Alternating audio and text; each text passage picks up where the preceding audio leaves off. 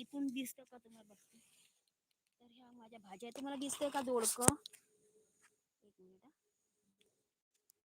हे बघा हे शिराळे आहेत. हे बघा हे शिराळे आहेत, 2 शिराळे आलेले आहेत. ह्याच्या अगोदर पण माझ्याकडे शिराळे आलेले. मग जसं माझ्याकडे कोण आता आलं समजा, तर मी हे देऊन टाकते. आणि हा लाल भोपळा आहे. आणि लाल भोपळ्याला आता असे भोपळे ते आलेले आहेत.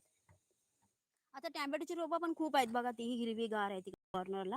ते टॅमॅटो सगळे काढलेत. आमच्या शेजारी आले. मगाशीच सांगितलं तुम्हाला लाईव्हमध्ये, की शेजारी आले होते आमच्या, तर त्यांना मी ते टॅमॅटो वगैरे देऊन टाकले. आणि हे बघा हे आता शिराळी आलेले ह्या दिवसामध्ये, ह्या गरमीमध्ये पण आलेले आहे.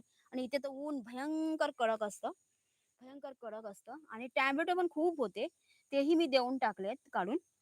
तर सध्या असं बघा हा असा हिरवगार आहे. आणि वेल बघा किती हिरवीगार आहे.